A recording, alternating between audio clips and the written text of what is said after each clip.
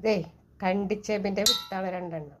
അതിലേക്ക് 2 പച്ചമുളക് ഇട്ടിട്ടുണ്ട്, കല്ലുപ്പ് ഇട്ടിട്ടുണ്ട്, ഇച്ചിരി മഞ്ഞപ്പൊടി ഇട്ടിട്ടുണ്ട്, പിന്നെ എരിവിനാവശ്യമായിട്ട് മുളക് പൊടി ഇട്ടിട്ടുണ്ട്. ഇതൊന്ന് നമുക്ക് നമ്മുടെ മിക്സ് ചെയ്ത് അടപ്പിലോട്ട് വെച്ച് വേവിച്ചെടുക്കണം. എനിക്ക് ഈ ചോറൊക്കെ തിന്നാത്ത ഇങ്ങനെയുള്ള കറികളൊക്കെയാണ് ഇഷ്ടം. മീനും ഇറച്ചിയൊന്നും കൂട്ടുമല്ലെന്നല്ല, എല്ലാം കൂട്ടും. പക്ഷെ ഇങ്ങനെ ഒരു കറി ഉണ്ടെങ്കിൽ ഞാൻ ഇഷ്ടംമാരെ ചോറ് തിന്നും. ഗ്യാസ് കത്തിച്ച് അടപ്പയിൽ വെച്ചിട്ട് നമുക്കിതൊന്ന് വേവിച്ചെടുക്കാം കേട്ടോ. അപ്പോൾ ദേ നല്ല ശരിക്കും വെന്തിട്ടുണ്ട് കേട്ടോ. കണ്ടോ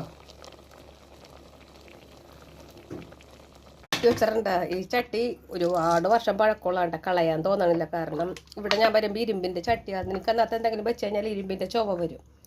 അപ്പോൾ ഇഷ്ടമല്ലാഞ്ഞിട്ട് ഇവിടുത്തെ അമ്മ എനിക്കൊരു ചട്ടി മേടിച്ചതെന്നാണ്, അലൂമിനിയം ചട്ടി. അതിൻ്റെ കൈയൊക്കെ പോയെങ്കിലും ഞാൻ കളഞ്ഞിട്ടില്ല. അപ്പോൾ വെളിച്ചെണ്ണ ചൂടാവുമ്പോൾ നമുക്ക് നമ്മ പറ്റിച്ച് വെച്ചേക്കണ കണ്ടിച്ചാമ്പണ്ടല്ലേ ഇതിനകത്തോട്ട് ഇടാം കേട്ടോ. ഇത് ഉള്ളു വേണ്ട. അപ്പം ഞാൻ അത് ചട്ടിക്കകത്തോട്ട് ഇട്ടിട്ടുണ്ട് കേട്ടോ. ആ വെളിച്ചെണ്ണയിലോട്ട് ഇട്ട് എൻ്റെ വീടെടുക്കാൻ എന്താണ് ചിലപ്പോൾ ഇട്ട് വരുമ്പോൾ ആ വെളിച്ചെണ്ണ അല്ലേ പൊട്ടിത്തെറിച്ച് വഴിക്കത്ത് വീഴും.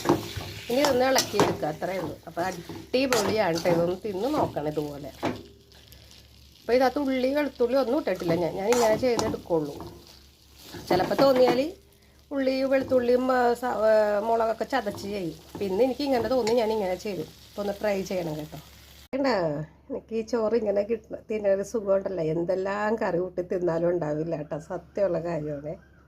എനിക്ക് കച്ചിങ്ങ വളർത്തിയതാ, ബീൻസ് വളർത്തിയതാ, കൊത്തമ്പരി ആണെങ്കിൽ ധാരാളം, അത് ഇഷ്ടമാണ്. തക്കാളി വാട്ടിയത്, ഇതൊക്കെ ഇഷ്ടം എല്ലാത്തിനും.